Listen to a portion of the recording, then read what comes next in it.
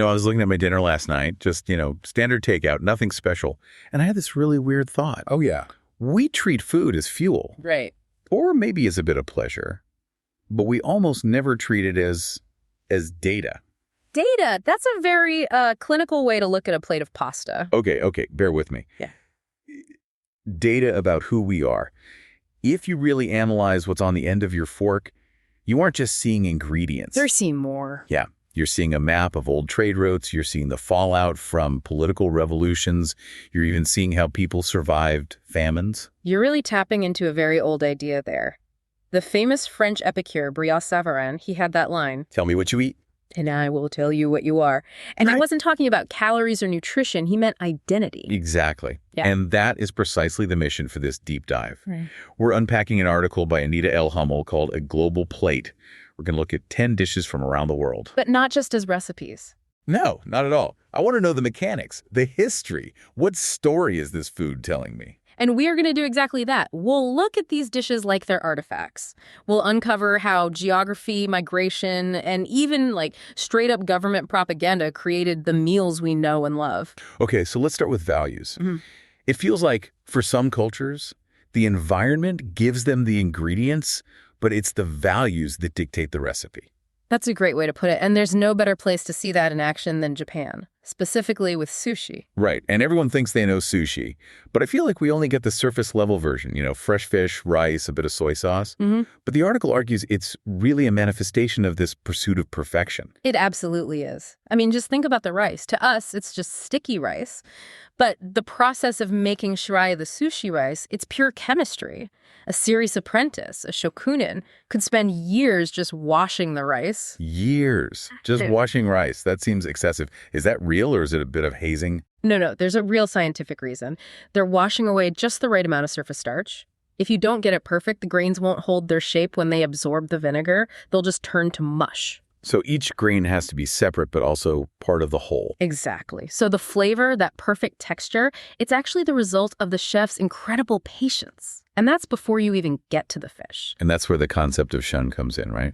Yes, seasonality. But it's hyper-specific. In the West, our seasons are, summer, winter. Right, broad strokes. In high-end sushi, shun might be a window of just 10 days when a particular fish is at its absolute peak.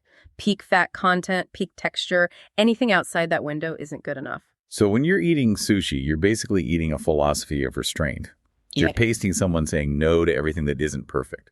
It's a dialogue with nature where the goal is to interfere as little as possible. Now, let's contrast that with Sweden. Okay, so we're jumping from the intense discipline of a Tokyo sushi bar to Swedish meatballs. Köttbullar. Yes. And if Japan is about perfection, Sweden is all about lagom. Lagom, I've heard that. It's that idea of not too little, not too much, something like that. That's the one. But you have to see it in its environmental context. Mm-hmm. Japan has the ocean bounty.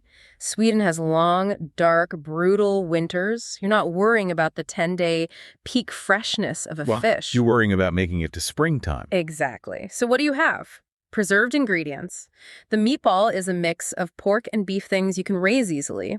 It's served with potatoes and that heavy cream sauce. It's pure caloric density, designed for survival. But the lingonberries, I always thought that jam was just a weird IKEA thing. Not at all. It's completely essential. First, the acidity from the berries cuts through all that rich fat from the meat and the cream. It balances the dish. But culturally, it connects to something called allemansrätten. The right to roam, isn't it? It is. It's this incredible law that says you can walk on pretty much anyone's land and forage for food, like berries and mushrooms. Wow, so picking those berries isn't just for a recipe. It's like a civic right. It connects every citizen to the land in a very humble, egalitarian way. So sushi is about the exclusive, rare skill of one master chef. But the meatball is about everyone's shared right to the land. That's a perfect way to summarize it. Okay, let's pivot from internal values to the social aspect, the social table, because how we sit down to eat says a ton about who we are. And for that, let's go to Spain, paella. Now, when I see paella in tourist traps, it's always piled high with lobster and giant prawns. The article says that's basically a fantasy. It's not a lie exactly, but it's a modern commercial deviation. Real Valencian paella is farm food. It was cooked by workers in the fields over open fires made from grapevines. And they didn't have lobster. Had whatever was running around. Exactly. Rabbits and snails. Rabbits and snails. Yeah, that sounds more like it. Rabbit, snail, duck, some beans. But the real key here, the technology, is the pan itself, the paella. Have you noticed how wide and shallow it is? Yeah, it's huge. I just figured that was to feed a big crowd. It is for that, but the shallow depth is designed to maximize the surface area for evaporation. You want that liquid to cook off quickly so the rice on the bottom starts to toast. To create the soakerat. Yes, that crispy, crunchy, caramelized layer at the bottom, the soakerat is the prize.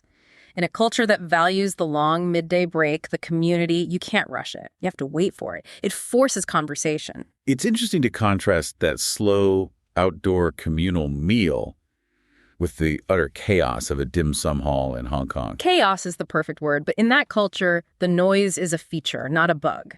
We'd call it noisy, but they have a term for it. Rain now? In Mandarin, yes. Right now, it means hot and noisy, and it implies a lively, prosperous, good atmosphere. So where did dim sum come from? It actually has roots in the old Silk Road tea houses. It started as yum, literally drinking tea for travelers who needed a rest stop and a small bite. And the name dim sum itself means touch the heart, which sounds so delicate and quiet. It sounds delicate, but the experience is anything but. In the West, fine dining is quiet. We whisper. In a great dim sum hall, if it's quiet, something's wrong. The clatter of the carts, the shouting. That's the sound of social connection. And the food is all bite-sized. It's all designed for sharing, isn't it? You can't really be selfish at a dim sum table. You physically cannot. It forces interaction. And you pour tea for others before you pour for yourself. It's a little ritual of service built right into the meal. Okay, so we've covered how values and community shaped the plate. But what about when people move? Migration. This next one absolutely blew my mind. Tacos al pastor. Ah, yes. One of the greatest stories of culinary fusion. I mean, it's the most iconic Mexico City street food there is. But when you look at that vertical rotating spit of meat, the trompa. You're looking at a shawarma spit. It's identical. Is that a coincidence? Not a coincidence at all. It is shawarma. In the late 19th and early 20th centuries, there was a huge wave of Lebanese immigration to Mexico. They brought the vertical spit roasting technique with them. And they were roasting lamb, I assume. Initially, yes. But this is where the magic happens. The second generation, both immigrants and locals, they adapted it. Lamb wasn't as common in Mexico, so they switched to pork. They swapped the pita for corn tortillas. And then came the masterstroke, the pineapple. Pineapple on top. I always just thought that was a garnish, maybe for a little sweet and sour thing. It's pure functional chemistry. Pineapple contains an enzyme called bromelain. Bromelain. It's a proteolytic enzyme, which is a fancy way of saying it breaks down protein. So as the spit turns and heats up, the warm pineapple juice drips down over the pork. It's tenderizing the meat as it cooks. It's literally pre-digesting it. It's a marinade that works in real time. It's this beautiful marriage of Middle Eastern technology and indigenous American ingredients. That's syncretism on a plate. It's incredible. It really is. Speaking of things that aren't what they seem, let's talk about apple pie. As American as apple pie. Which is so ironic because the article makes it clear that literally nothing in it is originally American. It's the ultimate immigrant dish. The apples themselves, Malus domestica, they originated in Central Asia, Kazakhstan specifically. No way. But here's the crazy thing about apples. You can't just plant a seed from a delicious apple and get the same kind of tree. It doesn't breed true. Wait, really? So if I plant a seed from a Honeycrisp apple, I don't get a Honeycrisp tree? No, you'll get some random, probably sour crabapple tree. To get edible apples, you need to use a technique called grafting. Where you splice a branch onto a different rootstock. Exactly. And that technology, grafting, it traveled the Silk Road just like the spices did. So apple pie doesn't just represent the trade of goods cinnamon from Sri Lanka, sugar from Southeast Asia. It represents the trade of agricultural technology. So it's American, precisely because it's a mix of things from everywhere else. It's the melting pot myth baked into a crust. That brings us to Vietnam and pho. Yeah. Which I was really surprised to learn is a pretty modern dish. Very modern. Early 20th century. And it was born directly from the trauma of colonialism. This would be the French influence. Directly. Before the French arrived, cows in Vietnam were work animals. You used them to plow rice paddies, you didn't eat them. But the French colonizers wanted steak. So all the best cuts of beef went to the French colonists. Right. And the local Vietnamese butchers and cooks were left with the scraps. the bones, the tough cuts. But they didn't waste them. They took those French leftovers and applied their own culinary genius: rice noodles, star anise, cinnamon. And some people even think the word pho comes from the French dish pot au feu. That's the leading theory, yeah. But what's so powerful about pho is how it represents resilience. They took a situation of subjugation, we're taking your best food and leaving you the bones, and created a broth from those bones that's now more famous worldwide than French steak ever was. And there's also that element of personal control, too. When you get a bowl of pho, it's not actually finished, is it? No, not at all. You get the plate of fresh herbs, the lime wedges, the chili. You customize it. You are the final chef. At a time when political agency was being taken away, culinary agency was preserved right there at the table. That's a powerful way to look at a bowl of soup. Food is almost never just food. Well, if pho was a reaction to politics, our next segment is about food that was literally created by politics. And I have to admit, this part made me a little skeptical. You're talking about pad thai. Yeah. I always pictured pad thai as this ancient traditional Thai recipe passed down for centuries. But the article says it was basically a government marketing campaign. It was pure 1930s nation building. Thailand, which was then called Siam, was modernizing. The prime minister, Plaek Phibin Songkram, was a fierce nationalist. He wanted to forge a modern Thai identity. But he also had a really practical problem. Which was? A rice shortage. Floods had damaged the crops, and they were also exporting a lot of rice. The government realized that if you make rice flour and turn it into noodles, you can feed way more people than with whole grains of rice. So he just told everyone to start eating noodles. He launched a massive public campaign, Noodle is your lunch. But he also wanted a specific recipe that would feel uniquely Thai, and not so much like the Chinese noodle dishes that were common. So they created and standardized the recipe for pad thai. With the tamarind, the palm sugar, fish sauce, peanuts. All cheap, local ingredients. And it was designed to perfectly balance the 4 key flavors: sweet, sour, salty, and spicy. I don't know, that sounds a little manipulative to say the national dish is actually propaganda. You can call it propaganda, or you could call it a brilliant piece of public policy. It created a national dish, promoted national identity, and solved an economic crisis all at once. And it worked so well that nobody even thinks about its origins anymore. I guess when the propaganda tastes that good, nobody complains. Exactly. And you see a similar thing, a similar attempt to unify a new nation through food in Italy with pizza margherita. Right, this is the famous story about the Queen. Queen Margherita of Savoy. So the legend goes, in 1889, she visited Naples. You have to remember, Italy as a unified country was brand new. The Risorgimento had only happened a couple of decades before. And Naples was not exactly a royal city. No, it was poor, it was chaotic. And pizza was street food for the absolute poorest people. It was not fit for a queen. So for her to eat it was a huge political statement. A massive statement. And the pizza maker, Raffaele Esposito, he was smart. He didn't just give her any old pizza. He created one to look like the new Italian flag. The red from the tomatoes, the white from the mozzarella, and the green from the basil. An edible flag. He took a symbol of Southern poverty and turned it into a symbol of national pride and unity. That's amazing. So that specific combination wasn't common before then. Pizza marinara, tomato, garlic, oregano was around, but this combination became iconic because of that story. It helped bridge the gap between the North and the South. Which brings us to our final dish and honestly the most tragic origin story: butter chicken. Yes. Another one people assume is ancient, but it was invented in 1947. During the partition of India and Pakistan. One of the most violent and painful mass migrations in human history. Millions were displaced. And among them were the founders of a restaurant in Peshawar, which was now in Pakistan.